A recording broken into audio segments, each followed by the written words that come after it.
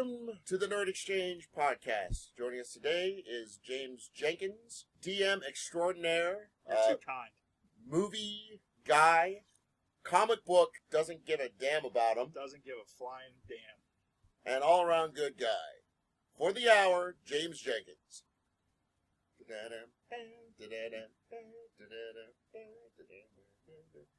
Okay. Hello and welcome again to another edition of the Nerd Exchange podcast, the podcast arm of the Nerd Exchange of Western Pennsylvania. Like us on Facebook, join the group at Nerd Exchange on Twitter, the Nerd Exchange at gmail.com with your questions and comments. This week, along with my co-host Kyle Sember of CthulhuTube and other things that I'm sure he'll tell us about, we have Mr. James Jenkins, the founder of the original D&D meetup for Western Pennsylvania. Close to that. I didn't really find it, but I didn't really. Really? I'm not the founder. I jumped in when it was 100 people, but it was only 10 people showing up at Phil's store in North Hills at the game. The what the hell is it called? The gamer. Okay, so one of the founding members? There was a guy who was running it named Lawrence Fosel. There was 100 people names. They were set up to play 4th Ed at Phil's store, which is the Game Masters on Babcock Boulevard. Okay, I've known Phil forever. I used to be his DM before he lost his sight. Anyway, he had 100 people on the name list, but only 5 people were showing up to play 4th Ed, and they were set up to play 4th Ed. So I jumped in. I increased it from 100 people to 500 people. Okay. So when he took over, he left it. He left it, and it was going to die in a week. And I said, I'm going to pay for it. I'm going to wrap this up. And I set up it as a cell structure so that everybody could run all kinds of different games they want to play. And that was Pittsburgh D&D, and that's when it hit its height. Was over 3 years, I generated up to 500 people. So, Right on. I don't, yeah. So not the founder, but I'm still going to say one of the founding members because yes. Me and if you took it over and paid the money for it, yes, then it's it was mine. your... Yeah, me and David Wolf and Patrick. Hasselhoff. And I met James because when I quit drinking, I got really bored, and I joined a meetup called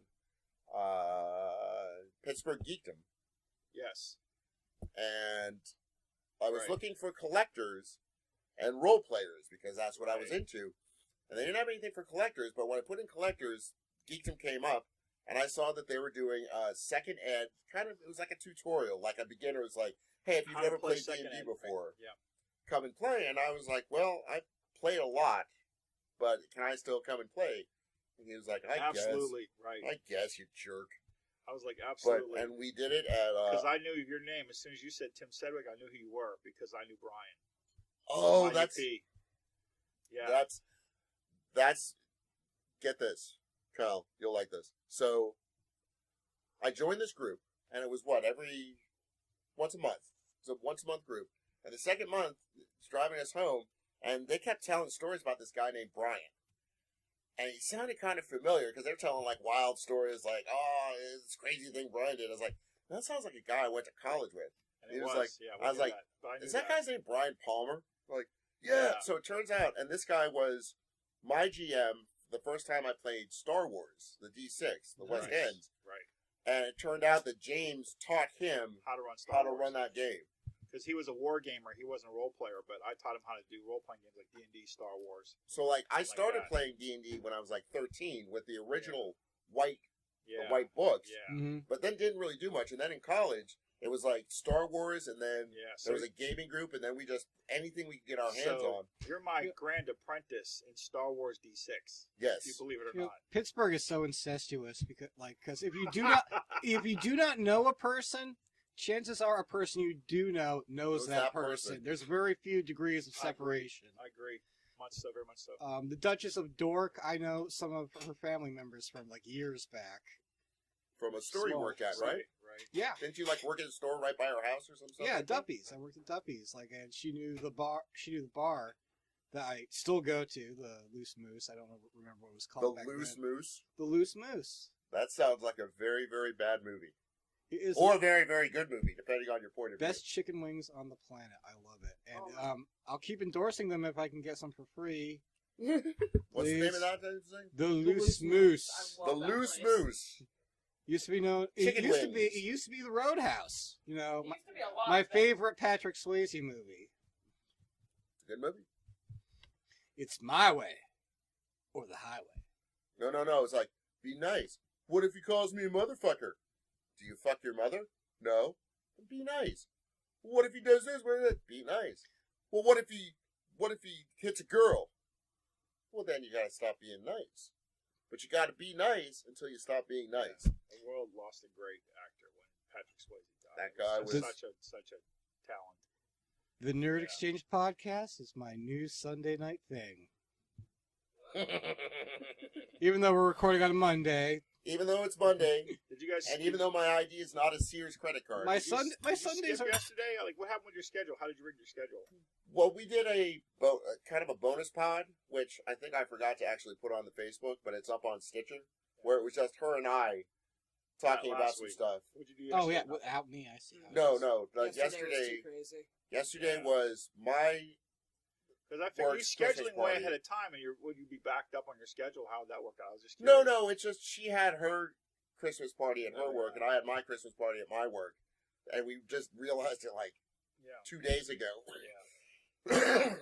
I So- had a Sunday with no Walking Dead and no Nerd Exchange podcast. It was Oh, a Walking very Dead. sad Don't get me Sunday. Really sad. started. Very sad. Wait, are you a fan of that? I was in shivers. You Ooh, I'm an X fan. I'm a raving X fan. A raving- Oh, we have something We're to gonna, talk we're about. gonna do the news a little bit later because this sounds Okay. like this will be fun. Raving X fan. Okay, for those of you who don't know who The Okay. Walking Dead is, why the fuck are you listening to this? It's a How can you not know at this point? I mean, with how much AMC, is exploded. The AMC. AMC. I like it because it's the opening act for Comic Book Men, but that's another story. Ah. Why? I'm weird like that. Yeah. Big Kevin Smith fan. Trust me, that's half the time when I go off about, because he kind of was the inspiration for me doing this podcast. And Julia looks at me like, "Why don't you just go marry him?" And I'm just like, Kevin Smith. He's Yes, he won't. taken. "Marry me? Why don't you marry her? What?" Why don't you marry So, me? People already Ex-fan say. of The Walking Dead, huh? X fan of The Walking Dead. Yes. What are you, my family? That's correct. Come on now. Am I your family? Yes, I'm your family. I'm your What? damn god apprentice father. Of I'm your Star gaming Wars. godfather. I am. Do right by that girl. Exactly. I'm doing right by that girl. Anyway, so why are you an ex-fan? Okay. Changing the subject. My wife is a big fan of the graphic novels, and she was a fan of graphic novels before the show. Then the show came out, and she's like, "We have to watch this show," and it's about zombies, and it's set in Atlanta. Okay, great. I really liked the show, but I did not like the main story between the lead sheriff guy and the character Shane, who is banging his wife. It's all soap opera and all that, but it's actually a good story. They're surviving. There's gritty moral choices, but when they killed off this doctor character, who was the conscience of the group, and the way that they did it, and the way that they beheaded him, and now you see his head laying on the ground. There's no way to bring this guy back. I was like, got on their Facebook page, and I said, "Hey, writers of Walking Dead, fuck you all Really? for killing off the doctor character, because this is a beloved character. He survived. He has his leg removed. He's the conscience of the group. He's the doctor of the group. Yes, I understand. I'm not a true fan because I don't follow the graphic novels like a true fan does. But I could not stand the way they did it. They tried to show that they're going to redeem Mr. Evil Bad Guy for a little bit. Then he goes back to his ways. If you're going to do that, why don't you just end it that way and keep him that way, rather than get people's hopes up that maybe he can redeem himself. He can start over. He Well, killed his that's- old community. He that's- wiped out his old community.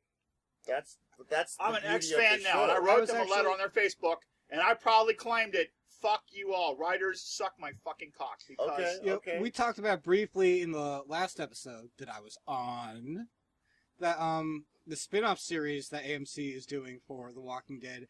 The governor could have carried a spin-off series with him and his little group. Absolutely. He definitely could Absolutely. have carried that, and just him going from zero to evil as fast as he did in those 2 episodes. First of all, they're like 2 awesome, great episodes of this season. I think the Return of the Governor, his 2 episodes are probably my crazy. Those were favorite 2 good. episodes. He's insane. The fact that he was telling the fact he was telling his new group that they had to kill Rick's group He's because only- he killed my daughter. The He thing- didn't kill his daughter.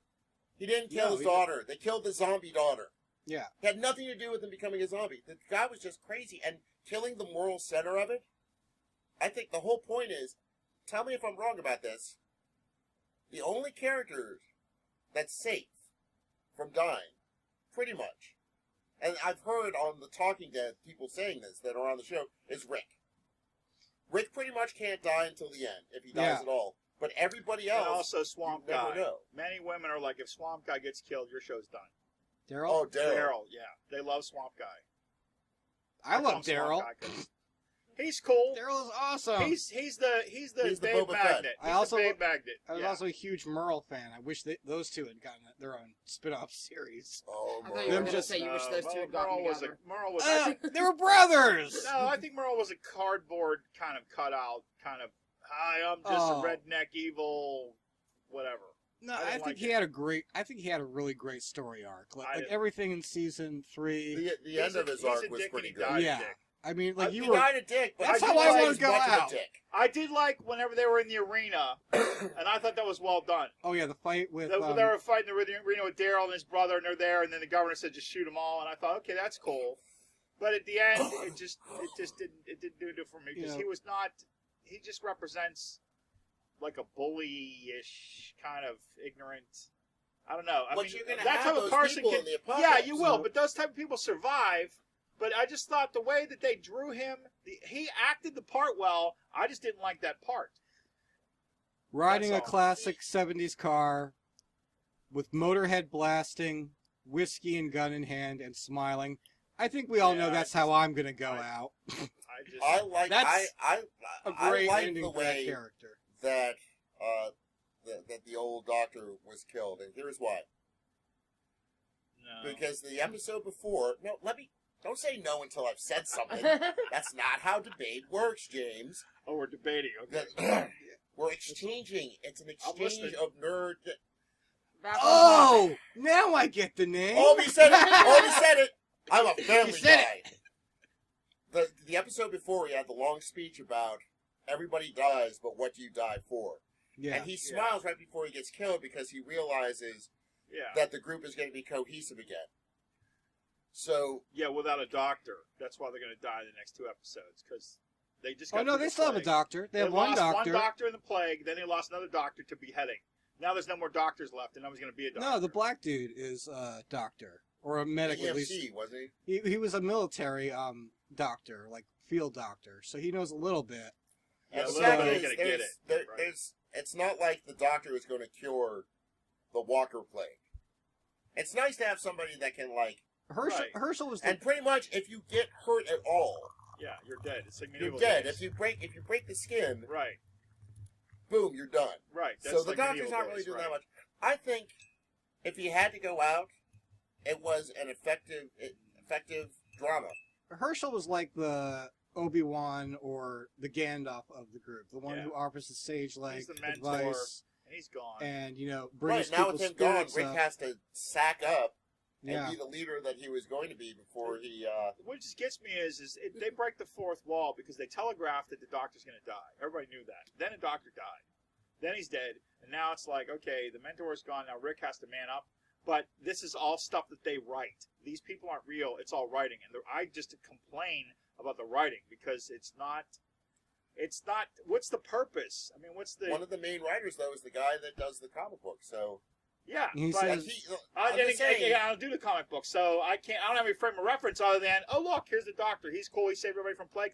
He's beheaded. but and the guy who created it is still part of the creation of the TV show. Yeah. It all goes through him.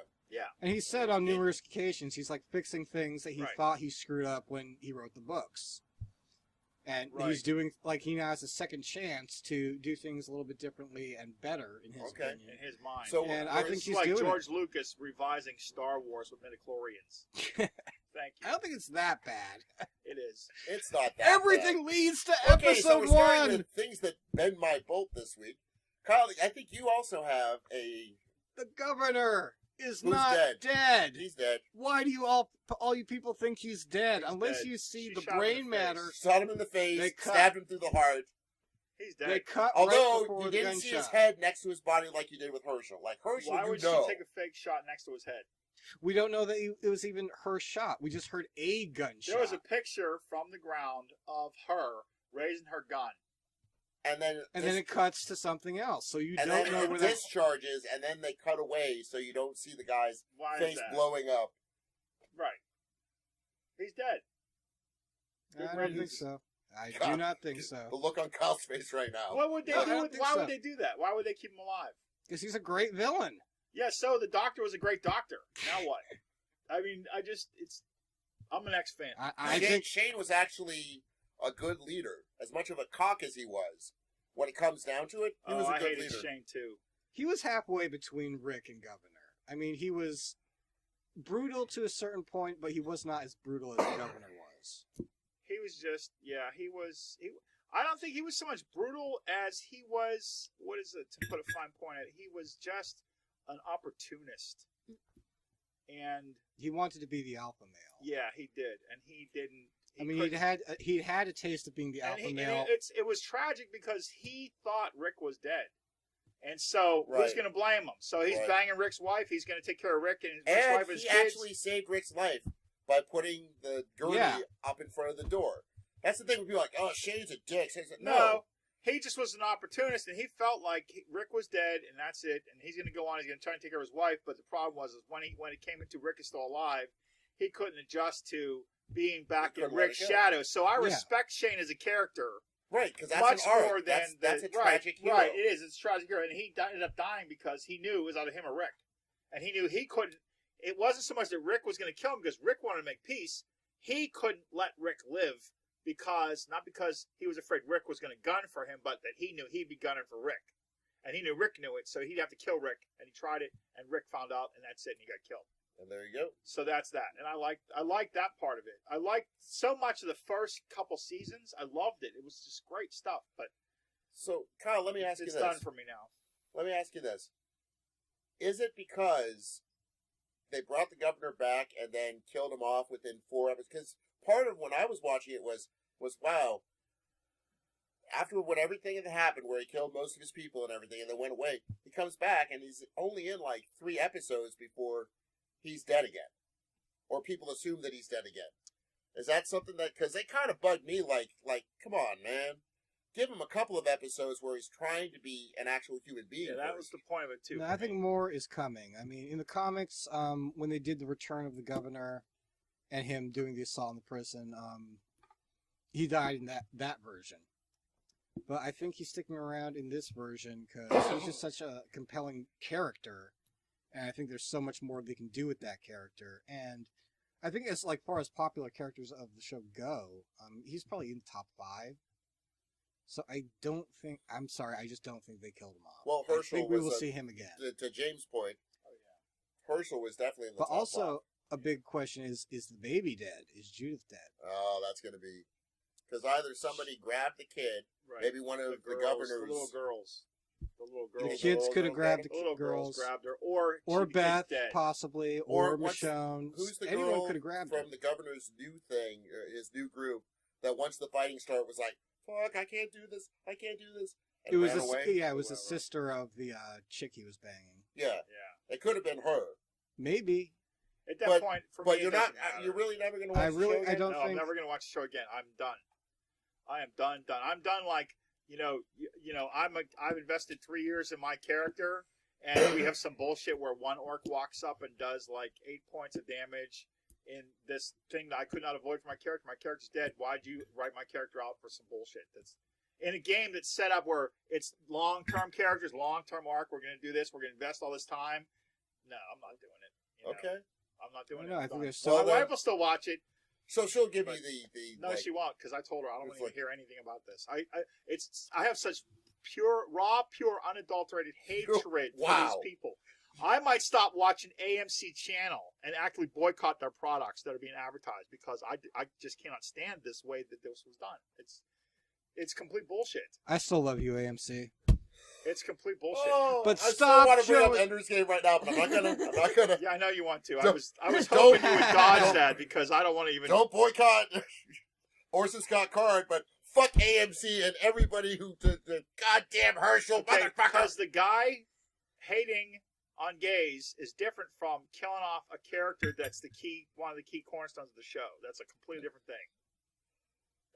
And you'll go there. You'll go Anyway, I'm not going to go there because we already won because it failed miserably. For the amount of money that it lost in Yeah. proportion to its budget, Oh, yeah. it's a bigger failure than Yeah, John like- Carter, like which John- wasn't even that You're much. of a kidding movie. me. I think so. I don't have the math in front of me, but I'll do Oh. the math, and next week we'll see if I'm right or wrong. Yeah. But anyway, you know, and I guess there was a boycott, and the movie wasn't very good. Well, I'm So- thinking of boycotting, but it would just be too much work. I mean, to boycott AMC, to watch AMC, to find what's being advertised, to boycott, so fuck it, I'm just not going to watch AMC. That's right. Well, I'd have to watch AMC Because for a I don't month watch straight. TV. I do gaming, period. That's what I do. I'm a role-playing dungeon master. Okay, game well master. then let's talk about what we're watching on TV, because since you don't watch TV anymore. Hardly. Okay, Hardly, yeah. so Kyle, what have you been watching? What's your... On television, like we've already covered, The Walking Dead. Also, the season finale of Sons of Anarchy, which completely blew me the hell away. If you're a fan, in the last few episodes, they've killed off some major characters, and I have no clue. No clue. The next season was last season, and I have no clue where they're going with this story at this point. But it's still got me interested and still has me watching. Man, I've talked about this on the show before about how we went from embracing the anti-hero insofar as exploring the humanity of people who do evil things to where now they're becoming people's heroes. Dexter. He kills people, Sopranos. but only people who kill people. Sopranos. Well, Sons of anti-heroes are Sopranos. just as valid as heroes. It's just done in a different way. Yeah. You know, I African mean- Queen is like anti-hero. I mean, just like Bogart is anti-hero. You know. I mean, He's one of the, anti-hero, but he's redeemed by his choices in the end. Well, but Whereas Dexter, spoilers, he gets away with it and becomes a lumberjack, just in case they want to bring him back again. well, one of the greatest No, films of all time, The Godfather. You're following the anti-hero's journey from going to be just a normal person that he was in the beginning, to becoming someone who's capable of organizing the murder of dozens of people. Yes. And it but, ends but with the the- people who watch those movies, and I watched those movies when I was a kid, didn't go, fuck yeah, I want to be the Corleones. It was the tragic heroes fall from grace. And Scarface was actually one of they're the not first tragic movies. heroes, though. But, oh, sure they are. No, they're not. They're I keep trying to get out, and they keep bringing me back in. Just when I think I'm Just when I think I'm they out. pull me back Scarface was actually the first thing It's that like I saying- saw where people were like you had somebody who at the very best was an anti-hero, at the worst was a sociopathic villain, and people went, fuck yeah, I want to be that guy. Wait, the guy who chops the kid's Right. legs off The real over $500, you want to be that guy? Yeah, because he's rich, he's got money, and green is good. I think one of the prime examples of something like that would be, I think it was Pacino in Carlito's Way, was a tragic figure who, because of his relationship to drugs and crime and all that, he ended up dying for what he wanted to be, but could never achieve because he was always blocked by his own pathos. Yes. It's a very Yes. But it's also the characters wanting to do it. Sopranos, as depraved as it is, and the depraved shit that happens, it's premised on the fact of, here's a guy who's done really awful things that is seeing a psychiatrist because, not that he wants to change, necessarily, but through seeing the psychiatrist, he learns things about himself and changes a little bit. Not a lot. He doesn't become a hero, but that's the whole point. But by the the, end, the villain or anti-hero has to acknowledge within himself that they're not doing the right thing. And a lot of villains, good villains, think they're doing the right thing. The anti-hero, the dramatic journey that I find interesting is this guy realizing, holy shit, I'm a monster. Holy shit, I'm a monster. I want redemption. I can't get redemption. So I die. That was the problem that I had with the Dexter show, is that he never really got it. He's Like not really an anti-hero, though. Well, he kind of is, but it's like an He only anti-hero kills does the people who are right killers. things for the wrong reasons, but Okay, getting into he kills serial killers. yeah. How was that? since we're on the subject of the anti-hero, one of my favorite story arcs of all time, Lord Soth from the Dragonlance novels and later on from the Ravenloft novels. Tragic hero who became a Death Knight. It's a basic good Darth Vader in a fantasy setting story. Who's at the Darth very- Vader? Uh-huh. And anyway, by the end of his story arc You're- in you're- Spectre of the Dark Rose, where he's supposed to make the Darth Vader decision to either do the right thing or do the fucked up thing, he says, you know what, I'm just going to do the fucked up thing. And he doesn't have that moment of redemption. It's one of my favorite storylines. No, a lot of times those characters won't have it. Mm-hmm. They don't get there. But in order for it to be interesting to me and not get me into a funk of this is just kind of negative and non-life affirming, and why should I care about this story if the character is not going to even try? I mean, I haven't watched a lot of Sons of Anarchy. Mm-hmm. I watched some of the first season, and I hear that there's at least one character where there's that back and forth, there's that tug of war. Yeah, Should I keep doing what I'm doing? yeah, I'm kind of Jax. trapped in it.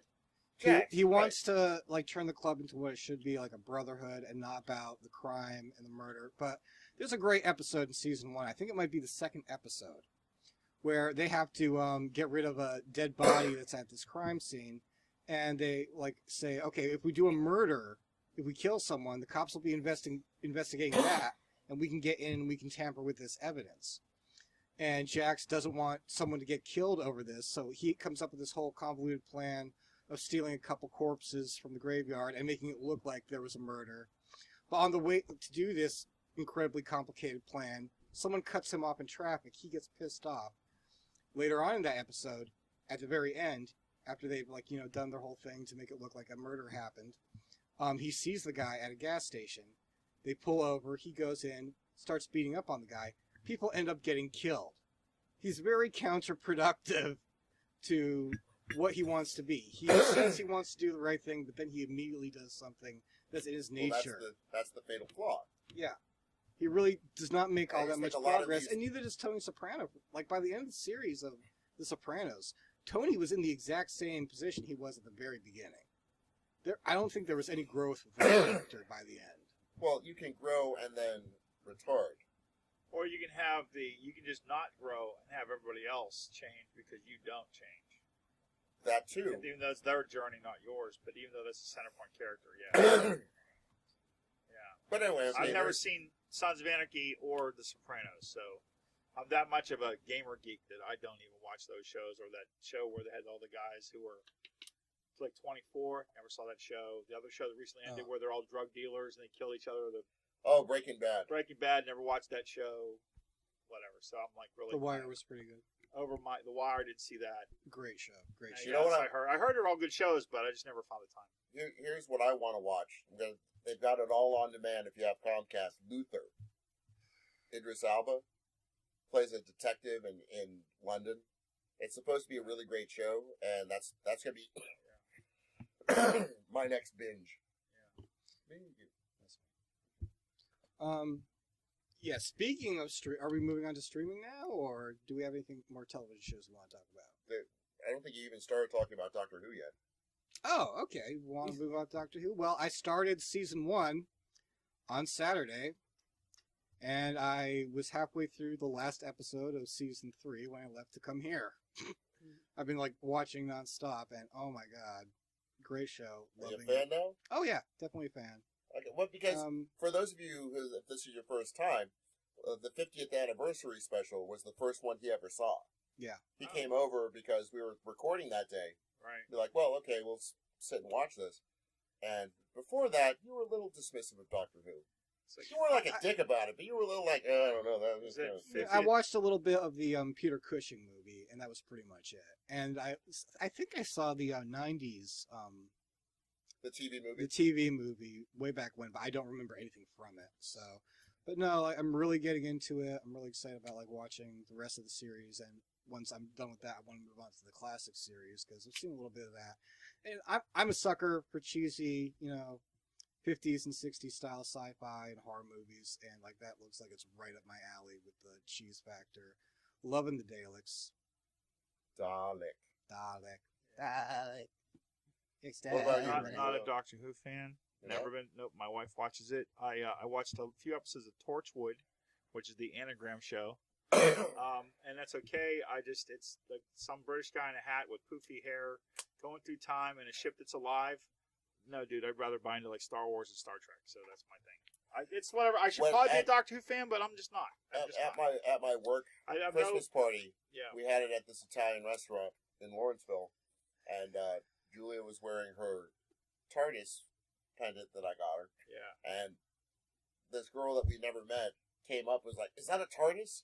And they were talking about, "Oh, it's a TARDIS." No, I love the TARDIS. I love Doctor Who. I was like, "Man, I've been watching the show since 1975, 6. If you would have told me in 1986 that there would be a time in my life when there would be more hardcore female fans of Doctor Who than men, I would have said, that's freaking crazy. And they probably still won't sleep with me. Oh yeah. Well, because you're Too in a pretty? relationship. I thought you were gonna go with creepy. No, he's not creepy. He's got the Anton LaVey. That's- He's not. Like me, he does the Anton LaVey look, and it works. Oh yeah, Anton LaVey. he used to be very big in my life back in the day. Uncle Anton. Then I kind of moved on to Buddhism. Buddhism. Yeah, Buddhism. Hey, Here's something. Rocking the I'm gonna- goatee. I'm Man. going to put this out there. It's a little off topic, but Okay. fuck the topics because We it's ramble. just, A lot. I wonder, like my gut tells me that most fans of science fiction, like hardcore fans of science fiction, hmm are either people who have what would be considered alternative religious beliefs, hmm Oh yeah. pagans, Oh, yeah. Buddhists, Oh yeah. or atheists. Taoist. Agnostic. A lot of agnostic people. Like I'm an Science atheist. as religion. Sure. Yeah. You're a Buddhist. Yeah. You are how do you class? Eclectic pagan. Eclectic pagan. Catholic. I'm sorry. Get the hell out of my house. No, but okay. So there's 4 of us here. 3 of us are not in the Judeo-Christian ethic, Right. and I also think my gut tells me I'm not a that good one, though. more I'm not a good people- Catholic. More people who are hardcore science fiction fans. It's I science don't know as if religion. I don't know if with gaming it's the same way, but are liberal as opposed to conservative. I think because they're into all these alternative things, they're more open-minded about other religions and other beliefs. So I think those two things might go hand in hand. Well, especially science Um, fiction. I'm sorry. You're gonna. No, go ahead. Go ahead. Well, especially science fiction, it's science as religion because science is a worldview, just as Buddhism and Judeo-Christian religions are a worldview. So it's a case of their worldview is adopted to be science, which pretty much disproves the Bible. So it's, as far as within the realm of science disproving the Bible, but the people from the Bible who believe in the Bible say science can't disprove the Bible because you can't by Disprove God. faith. Right, you can't disprove faith, right. So, but that turns out to be, in studying Buddhism, I learned that science is a religion just like Christianity is a religion. And so it's all like one thing. No one knows. Everyone can guess. Well, I do. The problem is that when people say, oh, I know better than you, and that's how you get wars and Well, crusades. and my point of view about it also is, if you take most science fiction, it takes an optimistic tack on it. Let's take Star Trek for Some. example. Star Trek, for example, There's a lot of it takes post-apocalyptic it stuff there. takes the tack Star Trek, and within the mythos of Star Trek, there is an apocalypse, but we come out the other side, and then Right. disease is pretty much taken care of, poverty is Right. pretty much taken care of. Right. That was set in the original series, right? Right. So, in order to be like a hardcore fan of this, I can't imagine people going like, "Oh, I love Star Trek. I love the characters. I love the development of the stories, but they're a bunch of liberal commies." You know what I mean? I don't think the liberal commies even enters into the apex because I think there's just people love Star Trek. Period. Whatever they are doing as a professed religion, I think Star Well, Trek is so how about the liberal transcendent. conservative thing? You I don't think more it's even on liberals that like it? axis. It's like people. Star Trek is so transcendently popular. Yeah, it's the sort of thing where it's It's just the setting of it because it's not, it's the United it's States. equality and women's equality and races getting along, and we're fighting bad guys, and we're Pretty liberal. saving the earth. Pretty And liberal. And because it's not set in Yes. the present day United States of America, anybody can watch it and say this is just the way their society works. I don't even. This doesn't affect my I don't have to agree with their views to Yeah, like I the don't way think their liberal. society is. I don't think liberal even enters into the axis of description of Star Trek. It's like you're either a Star Trek fan or you're not, and I don't think. I think it crosses genres and religions and countries. I mean, there's because they set it up back in the day. You got a guy from Scotland, a guy from Iowa, a guy from Russia, some woman from Africa, and the guy from Japan, and that's all international, and people love it. I mean, George And Takei is like this internet guru now. Yeah. Oh, Because God, he I was I'm love just him. saying you that know. more liberals than conservatives are fans of sci-fi. And if somebody could prove me wrong, if there's a study somewhere, it's like, well, no, it's 50-50 or more conservatives. Most conservatives I know, this is apocryphal, this is just in my life, most conservatives I know look at science fiction and go, it's dumb. That's stupid. It's unrealistic, number one. The whole idea that all the races are going to get along, that you're going to get rid of poverty, that you're going to get rid of disease, that you're going to get rid of capitalism. Right, but then they're Because not, that's what Star Trek does. Star Trek gets rid of capitalism. Yeah. And doesn't talk about it pretty much until Deep Space Nine. but if they're self-filtering themselves out and saying, "Hey, I'm a conservative, I'm not watching Star Trek," they're not a Star Trek fan. So, upon what axis are you going to say? Well, that's my whole point. they're not. That it's mostly But if you liberals ask them, that are you a Star Trek hardcore fan? fans. No. Huh? So you can't say. Then to me, you can't make a sample of how many Star Trek fans are conservative because they're self-selecting out of that sample. Right, So but there've got to be some people who are watching Fox News every day but love Star Trek. Like Sure. And me, I in would other like to see a words. study Why? of I'm more conservative than I am liberal, and I love Star Trek. I wish, like, we as a society could get to that point, but I'm also a realist who, believes in having some nuclear arms. yeah. Okay, well, we'll talk whatever. about this more in the coming weeks and whatnot. But I'm going to do some more research on the internet, see if any studies have been done about this. Because Why does that intrigue you so much? because I'm a political kind Interesting. of guy. Yeah, you are.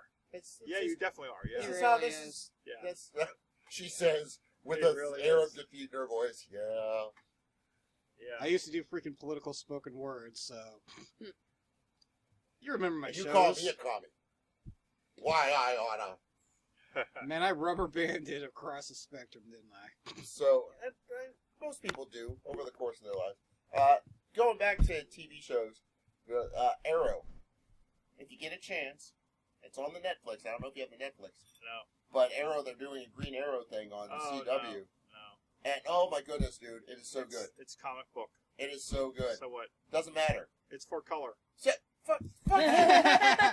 Fuck you. It's The Walking for Dead's a color. comic book. I know. I don't read that comic book That's either, two and I'm color. not watching Walking Dead in TV in color where available. No, I'm not watching it. No, I'm not. Watch it. Anyway, it's so good, and Agents of S.H.I.E.L.D., which is a show that I've been kind of backing since the beginning, because dear friends of mine, Mikey Wood, 3 months before the show came out, was like, it's gonna suck. And of course I was like, no, it's Give it not. a It's gonna be chance. the best thing ever, because I have to be a contrarian, because you are. And it's not good. Is Agents of S.H.I.E.L.D. a comic book? No. What is it? It's an independent, it's based on What is it? a comic book universe, but it's not a comic book. How does that happen? Well, You kind of have to watch when a all mommy the, and a daddy love each other very much. you kind of have to watch all the Marvel movies that have come out in the last few But years they're to comic books, understand. right? So, Yeah. okay, I'm not watching them. Okay. We have a But you watch the... Fuck you, man. What? I watched the what? You watched The Walking Dead for 3 seasons. Yeah, but that's, to me, it's a TV show, not a comic book. So, well, and even watch it's Arrow graphic because novel at different. the Arrow It's not superhero. Arrow's Green Arrow, right? What is that? Marvel? DC. DC. Okay, DC. Oh, it's DC or Marvel. So, nope. In Anyway, that way, I'm a very weird, strange, like, I should embrace comic books? Nope. You know, one Well, comic book. No, let me You watched Battlestar Galactica. Well, That was well, a comic book. let me. Yeah, after Was it was a after, show. Later, no. Let me say one thing though. With comic books, I read one comic book style back in the day. Okay. GI Combat with the haunted tank, where the ghost of General Robert E. Lee helped these guys get through World War III in Germany. I loved that thing. That was when I was like 13, 14 years old. GI Combat. That's Did- the only comic book I ever read. And I loved Okay. it. Okay. I loved it. But Did you, Spider-Man lifting buildings, Did Superman you like Blade? shooting webs out of his hands. Did you like Blade? You watched Blade? Blade? movies? Blade? With Wesley Snipes? West, no. Comic book, no. It's not Men happening. in Black? I saw it because I like UFOs. That was a comic book. Not that I like UFOs, but I like the subject of UFOs. I really actually hate UFOs, but it's complicated. You have a complicated relationship with UFOs. Okay. Yes, And comic that book would be definitely true media. with the gold stars on it. Yeah. There's a restraining order and a PDF. Oh my God, yes there is. So anyway, but you've been PFA. watching Battlestar Galactica, Yes. you were saying before the show? Yes. And the only reason you've been watching it is because... I played the Battlestar Galactica board game with Dave Wolf and a bunch of people from the Pittsburgh Steel City Gamers meetup, which I also created after I left the Pittsburgh Dungeons and Dragons meetup. Right. Okay. So we played Battlestar Galactica. So what, you played the game once, you're like, what the hell? No. I played the game not knowing anything about Battlestar Galactica except the 78 kind of series.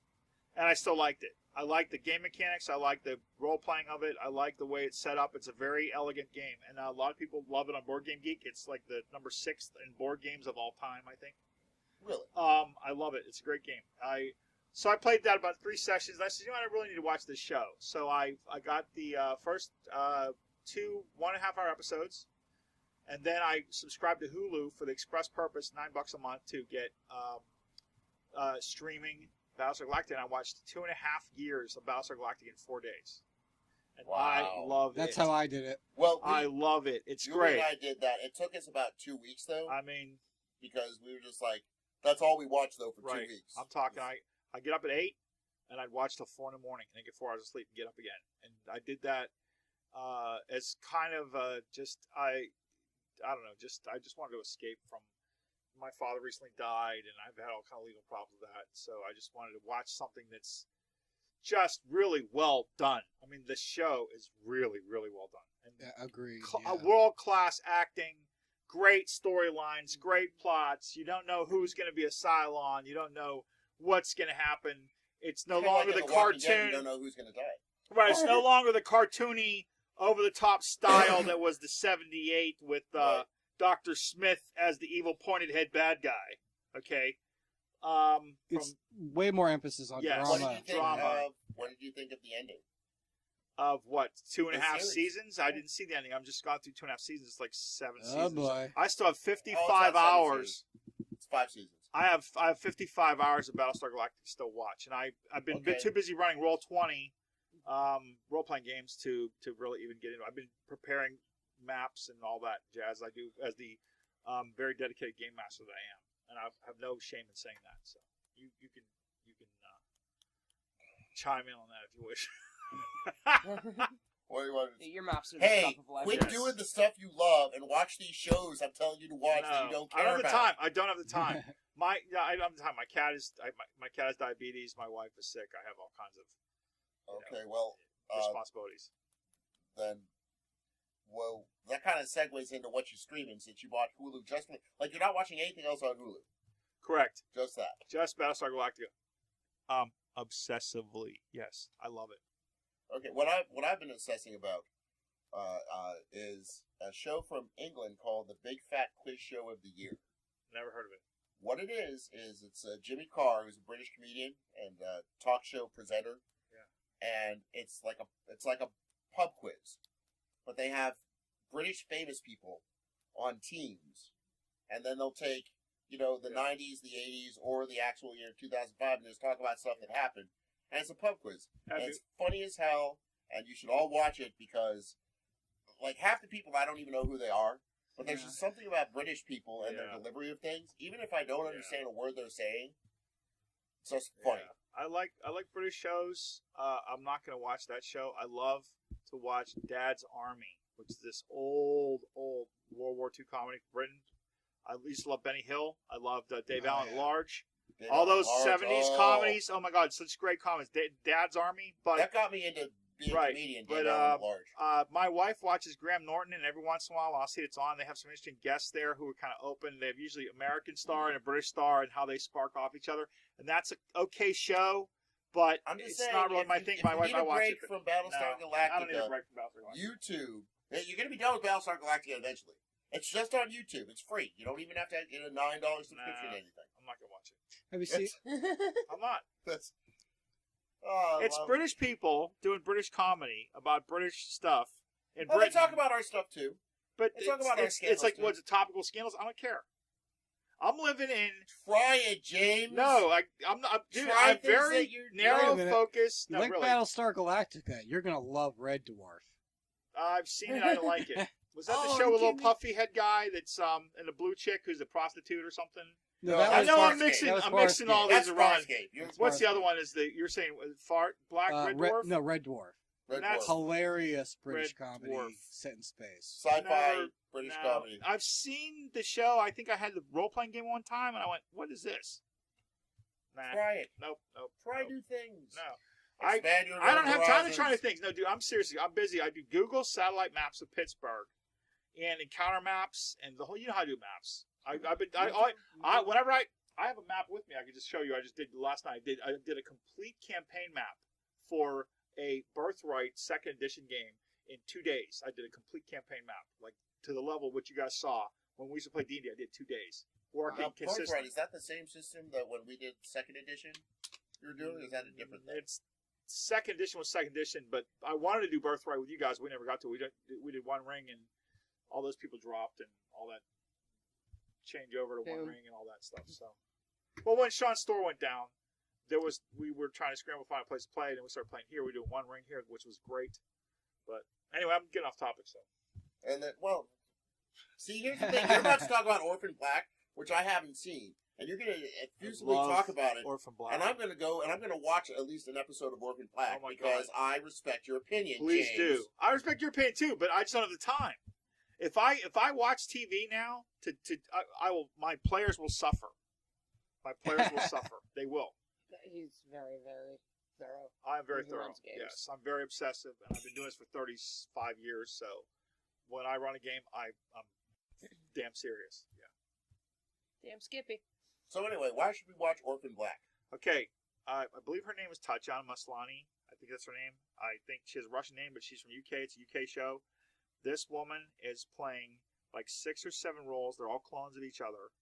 They at first don't know that they all exist, and it's kind of a mystery as to what's going on. Nobody knows what's going on with it, but there's the realization that this woman has these clones, and she keeps running into these clones. Some are good, some are evil, some are neutral, and there's this overarching kind of conspiracy project that nobody knows what it's about, but it's this kind of the mindscape of what's it like to actually know that you have a clone, and then one of those clones is coming after you, and how can we combine to fight against them in this kind of modern day urban corporate kind of corruption, bioengineering, DNA, genetics lab environment, science fiction, and it's just really great. There's like there's like Manchurian candidate stuff and all that kind of UFO conspiracy, but without UFOs, just conspiracy of the giant evil corporations, and I love it. I love that show. This woman is such a talent.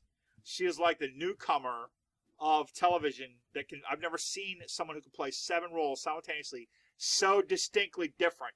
It's like a different person in the same show. It's amazing. And it's not like this kind of one clone facing the other, split screen over, going to talk like the I Love Lucy crap. And the 2 people in the mirror are dancing. It's not like that. It's well done show. Orphan Black, watch it. Nah. Okay, then don't. No, I'm going to watch. I remember there was a...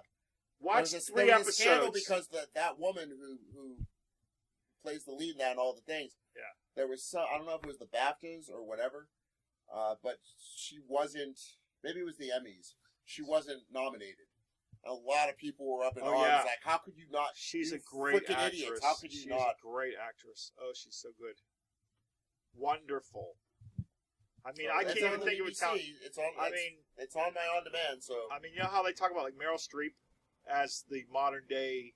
yeah, Some people do. Meryl Streep is the greatest actress. Robert De Niro is the greatest male actor. She is a great. She's that class. When she gets 10 more years of experience, nothing she can't do. You can just see right now she's playing 7 different roles at the same time. Amazing.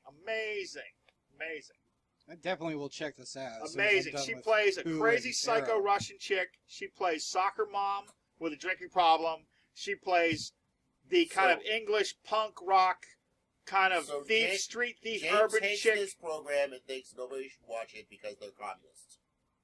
What are you talking about?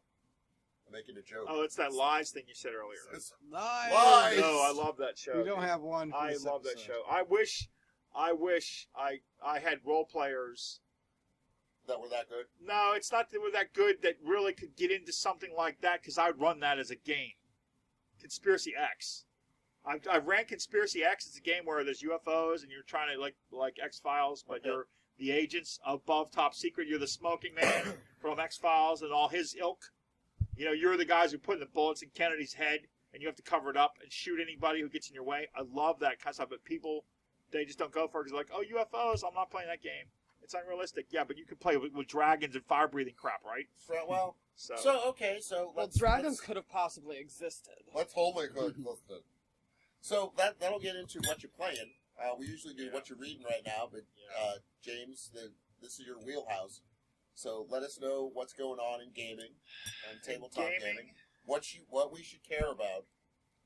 What the future of the I'd also like to get into immersive gaming because that's kind of like big. Okay. A lot of people that you have to be immersive or you're doing it wrong. Oh man, I could go on for hours. Let me shoot a few quick bullet points out of things that I think people should check out. I really think. Okay, let's try this. Let's bullet points of games. Fiasco. Really great game. Narrative style. You are in a one-shot situation. Easy to play. It's been advertised on Will Wheaton's podcast of gaming, whatever it's called, the Gamer Board. Tabletop, The show whatever his Tabletop. thing is, where he has all his hot chick girlfriends who aren't really his girlfriends. It's if you don't know what tabletop is, imagine celebrity poker, but Yeah. instead of playing poker, they play board games. Fiasco Yeah. or Pandemic. Fiasco or some is other, great. A lot of European Fiasco style. is.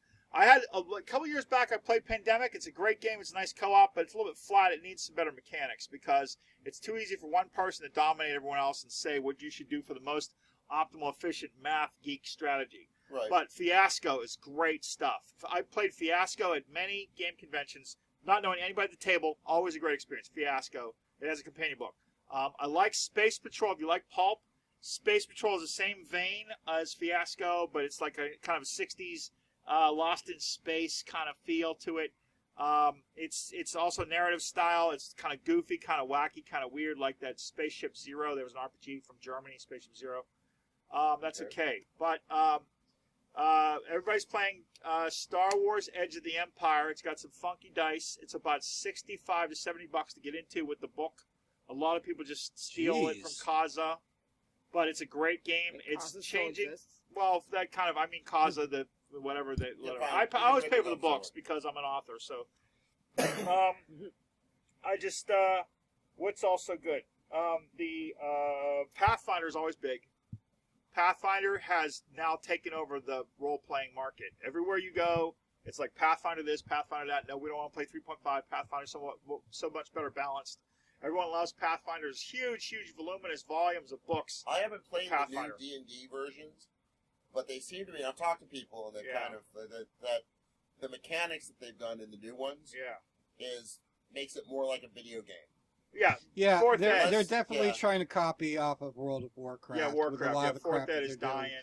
Fourth edition, it's the worst investment I ever made in my Yeah, life. me too. Yeah. I Really? bought all 3 books. I was an early defender of it because I was saying, let's get used to this. Yeah. It's 'Cause just I good. love- They I make loved- it better. I loved Kind third of like me edition. with Agents of Shield. I absolutely Yeah. loved It's- third edition. it's- I Mhm. love D20. Yeah. I love the D20 system. Thank God that it's, there's other people out there creating products for it. Fourth edition, I tried to defend it. I tried to get on board. It is just a goddamn mess. It's a war It's a game. mess. It's a war game that's way too mechanical, way It's too way many too- fiddly elements of you have to have a power card to keep track of your powers because you put a sheet of check mark for where your power was expended. No, so they catered to these people with the online fourth ed encyclopedia of whatever the hell it is, but you So- have to subscribe to get that. Yeah. And then they The- didn't the- like fourth ed was too complicated. There was like 30 books of fourth ed splat books, DMG1, DMG2, DMG3, Player's Handbook 1, Player's Handbook 2, which were all splat books for stuff. And then they went, okay, fourth ed for Forgotten Realms. And then they went, oh, that doesn't work, so let's quit the those little white books that they said, oh, 4th Ed is easier now. 4th Ed's easier to get into now. No, 4th Ed's still very mechanically cool if you're a war gamer that wants to do some role playing, but it is not by any stretch of the means the revision of 1st Ed, going back to 1st Ed roots and who can tell how to role play. No. 4th Ed is like way wargaming axis, way off of role playing. And what about 5th Ed? Oh, wait, let me say one last thing. 4th Ed, I went to tournaments, 4th Ed, and I started to play, like I'm playing a Dragonborn character. We're looking for kids. Multiple times this happened this instance. I'm like, what? They're like, what do you want to do? You're your dragon. What do you do? I'm like, we will search the village for the children. And they're like, why don't you flip your card, dude? Why don't you get on? You're holding up the fucking game. I'm like, by what? Doing role playing? No, you're holding up the game. Let's go. And I'm like, wow, this is like not what I want. And I mean, they had a pure combat game. Yes. D&D Miniatures. Yeah. Which it was a fun game if you just wanted to do hack and slash for a night. Right. When you play Dungeons and Dragons, you don't want to do just the hack and slash. You want to have a little bit of a story, and there's no story. And this is just for me watching things on YouTube, especially the Penny Arcade PvP at what do you call it? PAX in Seattle, where they did it live on stage. One of the things that was kind of neat was how everybody had different cards with different powers, and some you could use all the time, some you could use once in combat. Yeah, you have daily, you have hero, encounter powers. And hero points and stuff like that. Yeah. Like, looking at it mechanically, I see where it'd be cool, but I also see where, like, once you get above, like, 5th level, you're going to have so many different cards and so many different things to deal that's with. A problem. That, and that's probably why combat takes so long and there's less role playing. And tell me if I'm full of shit. No, you're on target. It's also a factor of you can have a card that slides him. So you plan in your mind, I'm going to have his character move 1 square because I have a Gust of the Wind Dancer card. So he can move 1 square. Then he gets his opportunity attack against someone who he just moves next to. He gets a free swing. And then because he gets a free swing and knock that guy down by half, this guy gets a power surge. So you have this kind of integrated tactics that's supposed to feel like it's simulating melee, but it ends up being who's going to manage, who's going to do what 4 turns from now, like a big freaking chess game with flippable power cards. I can't stand it. I don't play it. Okay, well, what about 5th edition? Oh, you mean D&D. Next. No, I was in the playtest. Dumbest name ever. Worse than Siffy. Well, they probably did that because so many people were turned off by 4th edition that if they called it 5th edition, it probably would have died an ignoble death from the door. Right. Like, now they're at least saying, like, okay, because like what you said earlier, that, okay, we're going to get away from the 70s version, and now we're just going to call this a new thing, which still has the D&D name, but is completely different. I was in the playtest. The playtest release was a debacle because they said, oh, we'll have the server up. It's free download. Get the playtest. And the server was jammed because they didn't anticipate 100,000 people showing up. So it was the Obamacare of... Right. It's the same exact deal. No, and these people knew people would be coming to get this free playtest. Servers were jammed. There was all kinds of problems. You had to sign an NDA before you got into it. And so people didn't know that. People just want to download it. So then some wag went out and put it on, torrent. And torrented everything. Then WotC got jacked off because you're torrenting our stuff. You have to sign this NDA. And people are like, whatever, I'm just here to play it anyway. Who cares about your official playtest? I just want the rules. That's exactly why I don't get involved in those. And they would release every month or two a little update by email, whatever. Here's your thing. Here's this new pack. And I went, whatever. All I got out of it, a brilliant mechanic. All I got out of it, I won't use for other D&D, but I liked, is they got rid of combat modifiers. And now, if you played AD&D, when you're going to hit, you roll a d20. Well, if the guy is up on a cliff and it's a really hard shot, you roll 2d20 and you take the worst because it's a hard shot. Or if you're on the cliff shooting down, you roll 2d20, you take the best. And that right there is your die shift mechanic. 4, -3. Well, there's that stuff, but it's all in clumps of like a little bit here and there. But the most thing is that when you're doing something really difficult, you roll 2 dice, take the lowest. It's brilliant because it covers everything. Because it's harder. So they lost the integral like +1 for this, +2 for opposite side of the other guy's character, flanking mover. They got -4 for cover. No, they got rid of all that.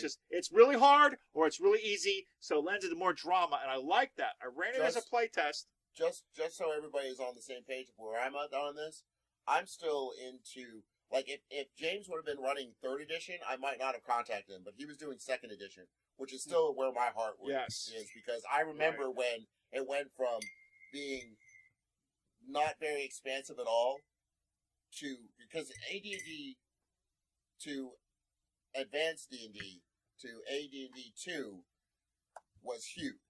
And then to 3rd edition was it, but I never got into 3rd edition. I never really, there's just something about it that I couldn't get my... I could run Right. 3rd. I but absolutely love 3rd. I really do. There's a lot of things I like about 3rd. There's some things I don't like. There's some things I find tedious. I like Saga Edition for Star Wars, but that's also ported between 3rd and 4th.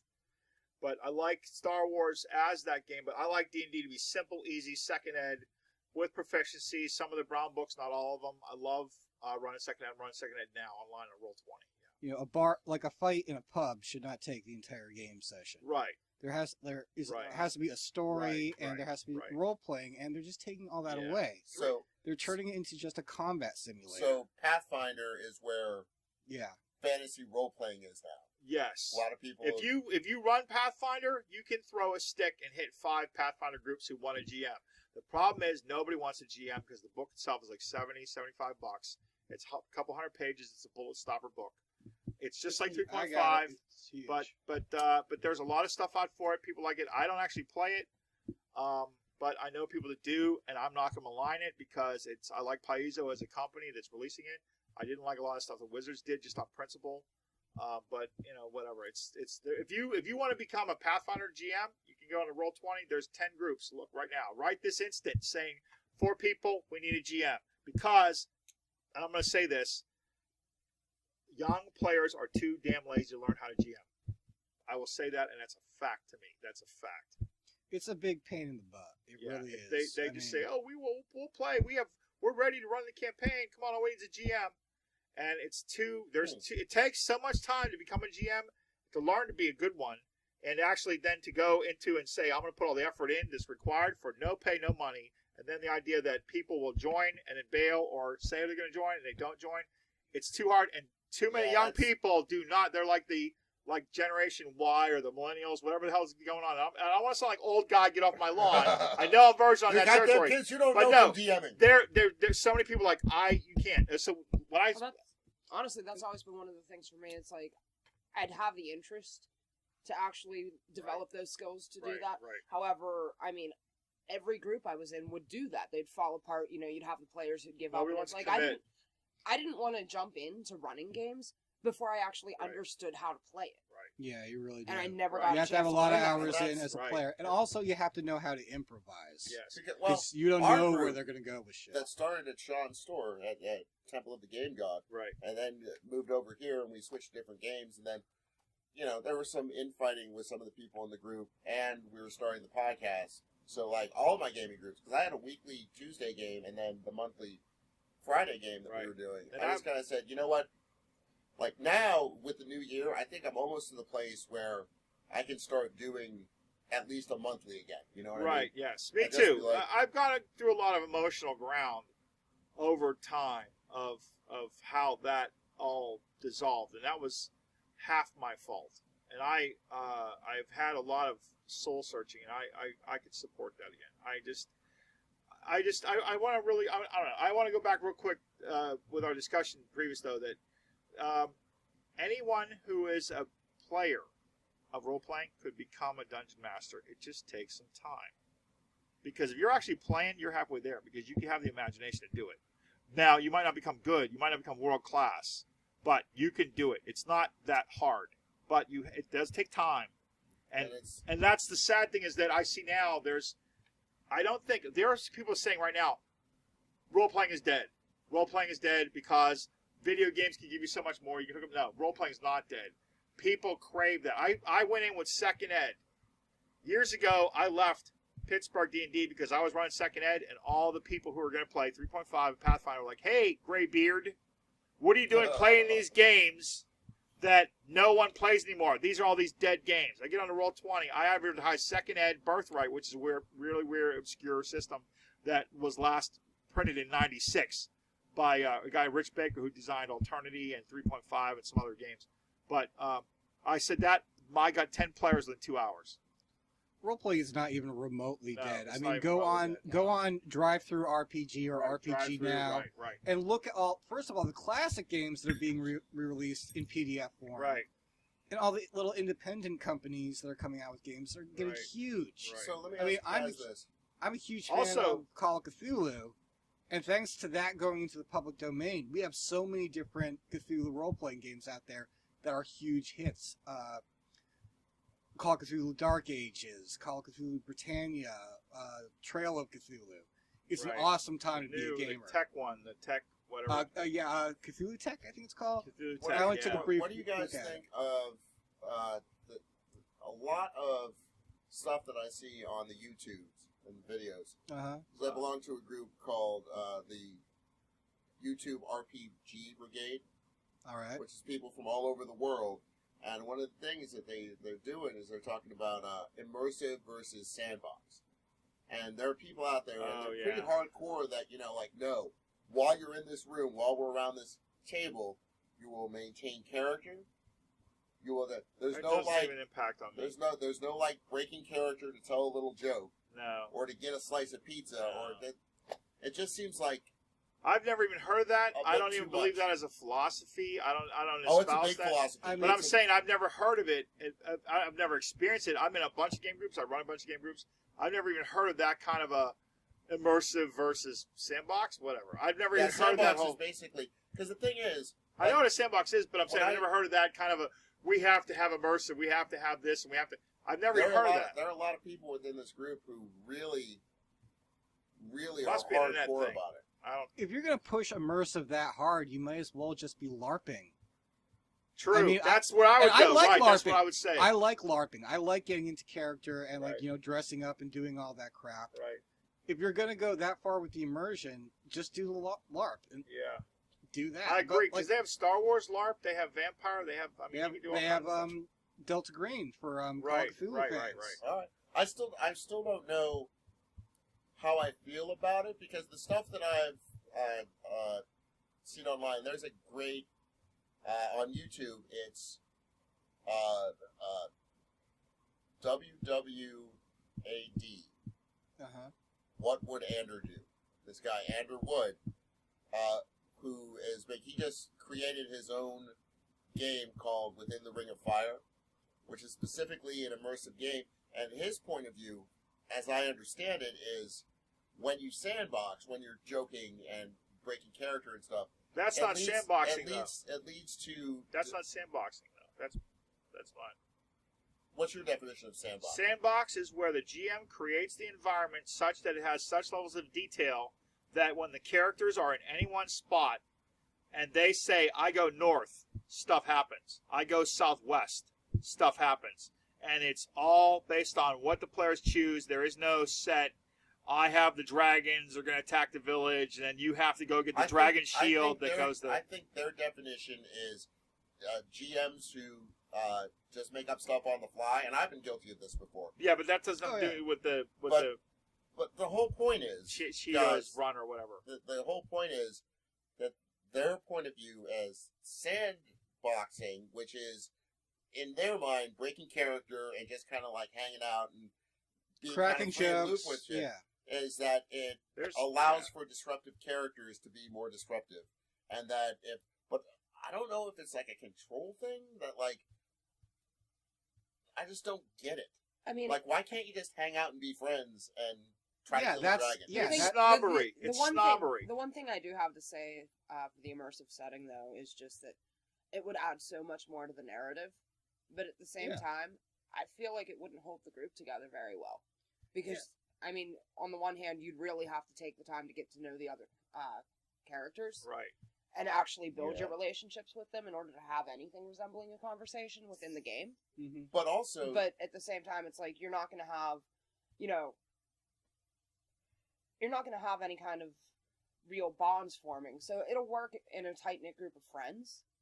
But if it's just a group of random people, it's like you're not going to have any bonds. You're not going to feel any obligations to these I people. know- it's going to actually lead to more people saying, you the know thing what, is, it's not going to be a big deal. If I miss know this session. from playing and from GMing that there are times where you get one person who's just a little bit off that day or whatever, where the storyline can really get derailed Oh yeah. because people are The whole just game talking group out died. of turn and The whole game group died right here, like in August right. because of that. Was like part of me thinks maybe if it was a little more immersive.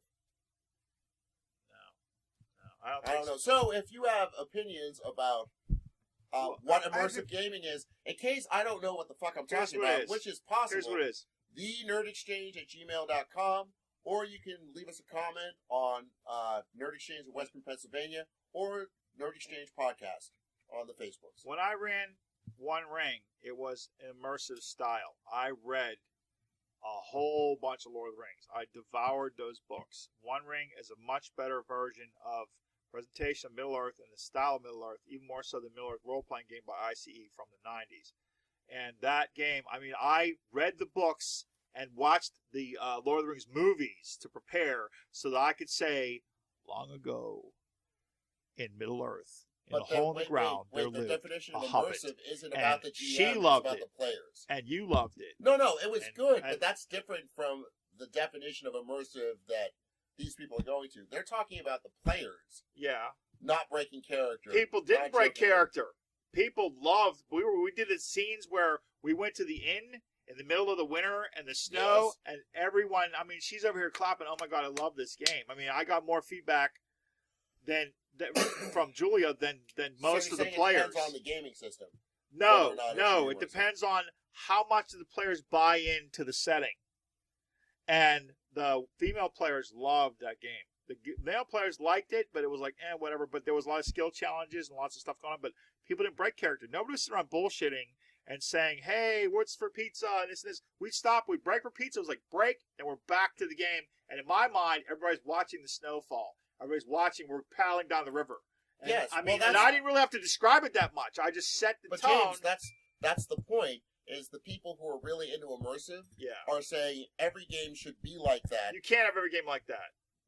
Even with professional actors, because nobody's getting That's paid. why I'm saying maybe it's something It's just to for do them, with to me, the different systems, because No. these people are running games and I building games and disagree. making games where but that's the point of view of the characters coming in and the players coming in. Yeah. they're Oh, saying, yeah, listen, yeah, yeah. This is an immersive game.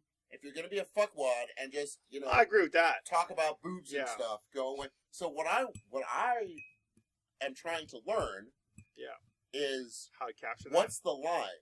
What's the ebb and flow of what these people are trying to say? Because Well, they people in defined it. If it's Pittsburgh- immersive and you break character, you're out. That's what they're saying. I'm saying find a game that you love. It's easier with licensed properties by far. If you're making up your own homebrew game, it's tough to get people immersed because they don't know what the hell's going on.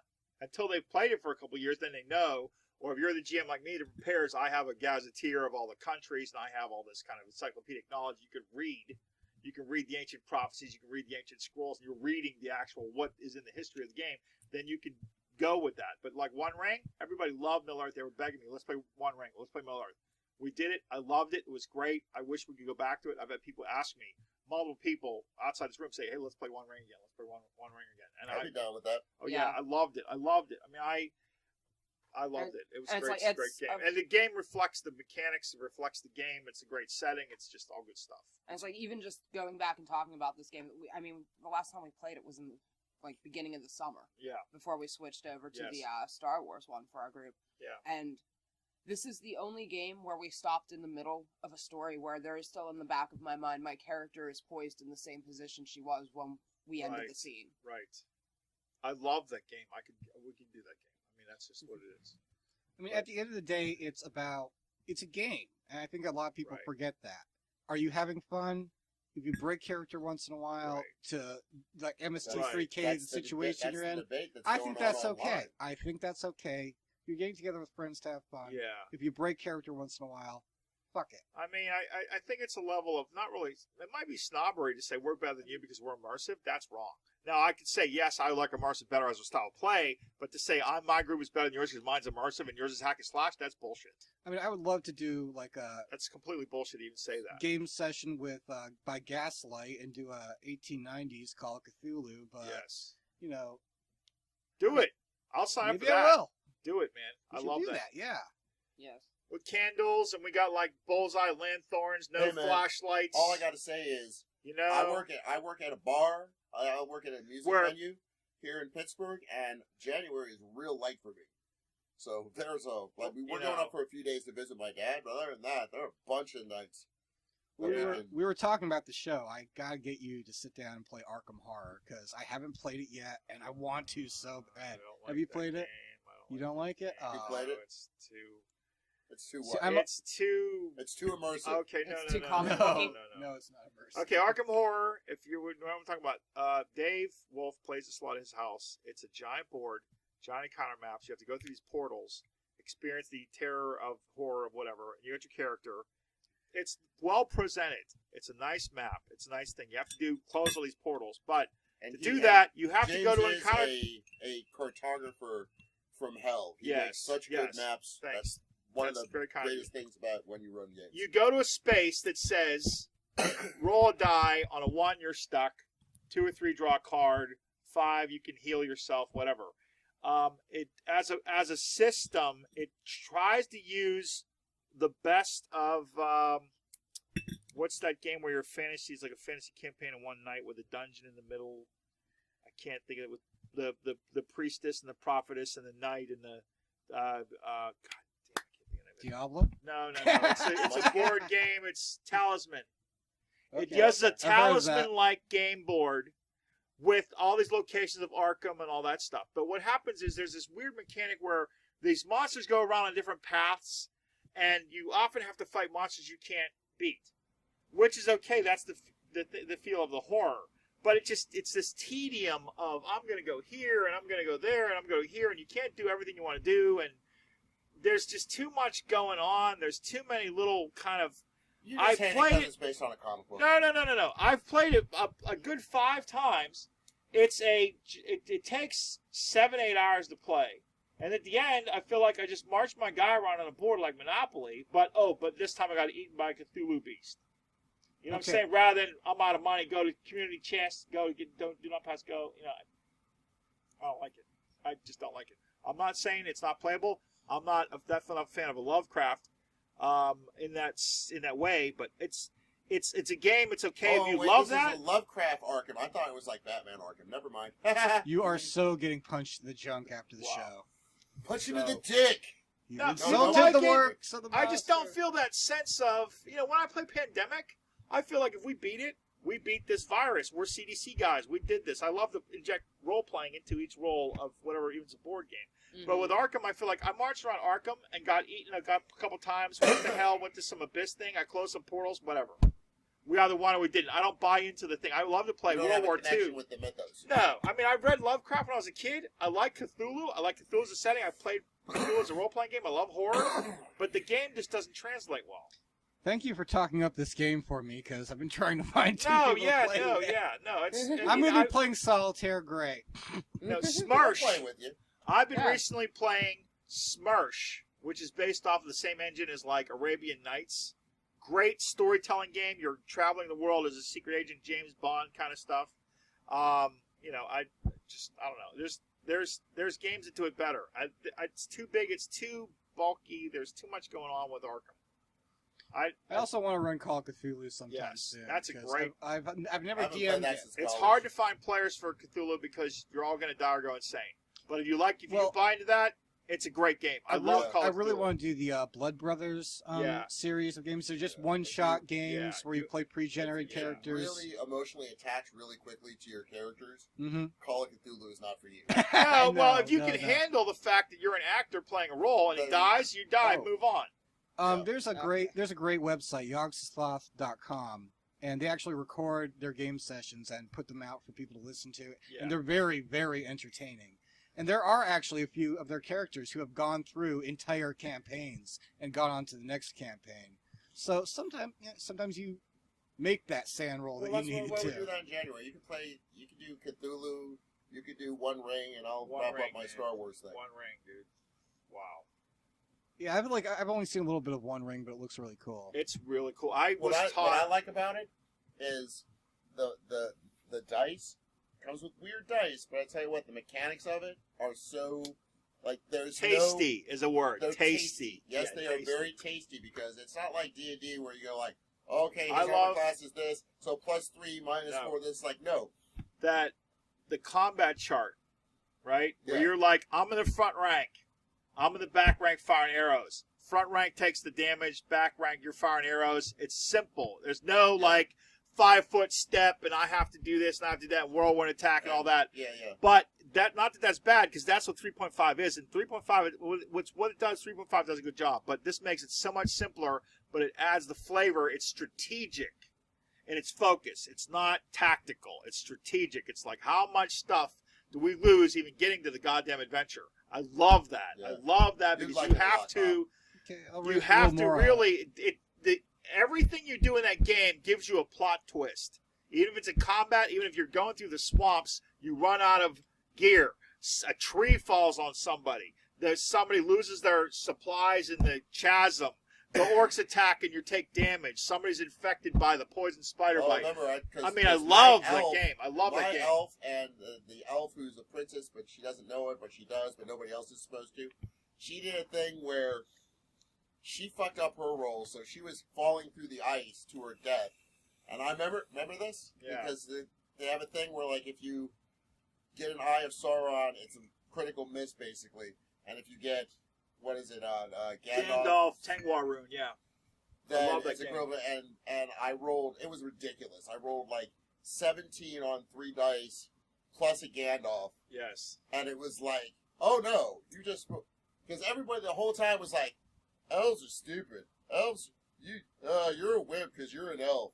And just every time it came down to actually like saving somebody's ass, Yes. I just rolled so well that I was just like, I shoot, love that and then game. people were like, oh, okay, maybe you're not Yeah. a wimp. Like, The yeah, characters are so flavorful.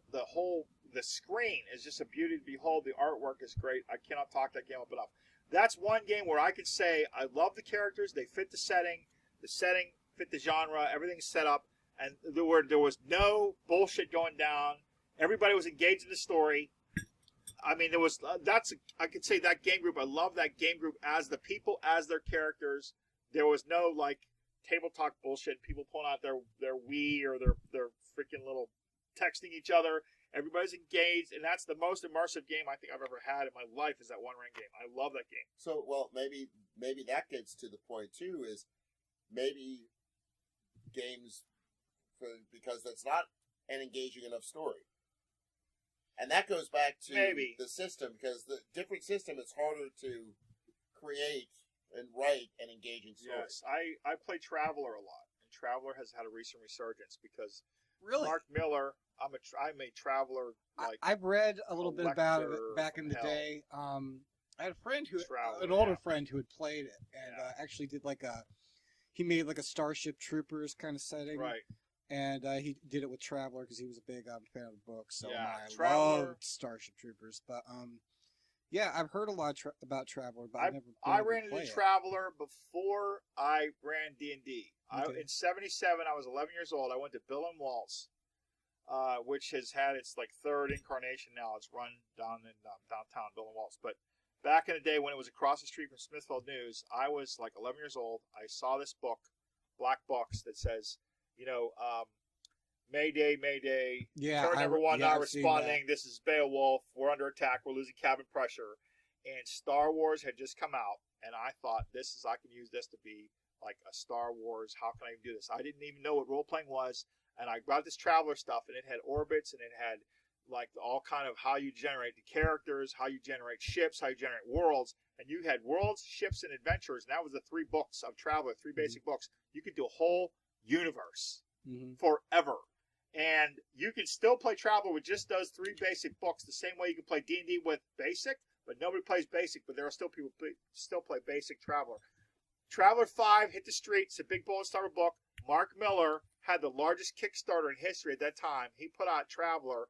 He wanted to get like $50,000. He got $250,000 Sa- off a Kickstarter to do Sa- Traveler 5. The exact same thing just happened with Call of Cthulhu for Right. the new edition. They did a Kickstarter and it got way Right. over what they were trying to raise.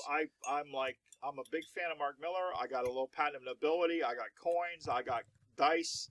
I have the Big Bullet Stopper book. It was signed by him. It was signed by William H. Keith, who was the big artist from Traveler. And I'm like, this is my holy shrine of Traveler. I'm like a big, all over the net. I'm a big Traveler referee. I've got 7 crates of Traveler books at home. I'm just like, I have Traveler. I love to play Traveler. It just, it's hard to find players because it's not D&D. Period. Yeah. And when I was first getting into gaming, and I was reading Dragon Magazine every month, and I would hear people talk about Traveler. games like Traveler. Oh, I love it. I would hear people talk about games like Call of Cthulhu, but I couldn't freaking find them.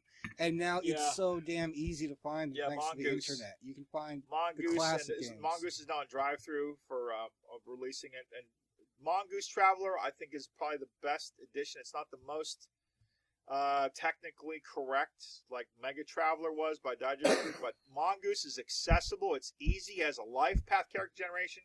I've ran 3 Traveler groups in the last 3 years, and they all say, I love my character. My character is not exactly what I wanted, because Traveler, you pick kind of a path of a career, but you don't point by it. You roll your way through your life, like Right. real life, and it feels organic, and it feels like And you I can wanna die be in the character Navy. creation, right? not anymore. Not They anymore? changed. Yeah, they changed it to be more like you're wounded and you have to get out and become a retiree, whatever. They used to do that just because the way the skills were set up. It's a skill-based game, not level-based game. The more skills you get, the older you got. If you were a superpowered character at 80, you would have all these skills. You'd be like a Sector Duke with a giant fleet of liners. So what they did is the more you press your luck, the more chance you have of being killed. And what happened is you lived your life out pre-game, and then you died. So it's not really saying died in character generation. Yes, true, but you lived your character's life through the mini game of character creation. Now, you can change careers. It's a little more flexible. It's a little more accessible. And it's just really, really nice. Easy to run. Easy to play. It's very, I love that game. I love it. It's hard to find players because people say, oh, I want D&D, I want Pathfinder. Period. They don't want to try Okay, Traveler. To summarize and wrap up, Yeah. immersive, good, but don't be a dick about it. Traveler, good. Traveler's good if you're a sci-fi fan. A lot of sci-fi fans love Traveler. One Ring, good. One Ring, definitely. Orphan Black, good. Orphan Black. Yes, I love Orphan Black. Walking Dead, bad. Battlestar Anything based on a comic Galactica. book, bad. Battlestar Galactica. Epic story. Epic graphics. Epic story arcs. Great acting. Great suspense that's done in a way that doesn't really telegraph. I love Battlestar Galactica. I really wish I was been watching it from 2008 on when it was being made, but now I can see it all in one. I hate that kind of like watching a series when you got to wait the next week, then you got to wait the season break. Now you watch the whole goddamn thing in like a week. I love it. Man, if he's pissed off about Herschel dying, think about what's going to happen when he Well, gets to people the last tell me. season. Spoilers. Of I know people tell me Wow. about stuff, but I don't care because it's epic really. fail. I think that they wrote that story to be a good story. I think they're writing Walking Dead to be let's sell commercials. I just feels too Well, we'll commercial. see. We'll talk again. We'd love to have you back. Yeah, invite again. me back. Yeah. Once you get through the rest of Battlestar Galactica and see how you feel then. Well, I heard people say, "Oh, you're not going to like it," but whatever. No, not that you're not going to like it. Just if you're upset about Herschel. Yeah. No, because there's all kind of stuff that's just already been. It's just what it is. I mean, because to me, Battlestar Galactica, when I was a kid in '78, I was running Traveler. I was a GM at 12 years old, and they had I remember the night. It was like a Thursday. Jimmy Carter came on, preempted Battlestar Galactica, and then they still showed it. And the next day, that's all the kids at school was talking about is like Battlestar Galactica, Cylons, and blowing stuff up, and the Galactica, and these pilots who are like carrier fighter pilots, and the whole flavor. It's just a great license. I'm so glad that they had a chance to go back to it. It's just a great phenomenon of internet and movies and the geekdom. Right on. geekery. Yeah. Right on. Mm-hmm. Well, So, I think we're gonna wrap it up there. I think we're about an hour and a half, which is. yeah. Am I correct? This Really was fun. shot, but This yep. was really fun. I'm really glad we did this. I thought this would be pretty good, and it's been really, really cool. Thanks for having We'll me. have you back again when we do some gaming. Maybe we'll record it and Oh, have a bonus definitely. pod. Definitely, I think we should record it. Those things are fun, man. Little Call of Cthulhu, a little One Ring action, a little My Stupid A Star lot of Wars one-ring crap. action. Kyle wants to play again, whatever we do. So Right on. we'll talk about that. We'll get that Yeah. together. Yeah. Well, folks, for the Nerd Exchange, I'm Tim Sedgwick. I'm Kyle Fubar Sember. And I'm James Jenkins, a.k.a. Etarnon, all over the net. So, And of course, Julia Englert, our producer extraordinaire. sound technician. And The Duchess of Dork. Oh, he said it out loud. And I'm the Duke of Dork. See you later, bye!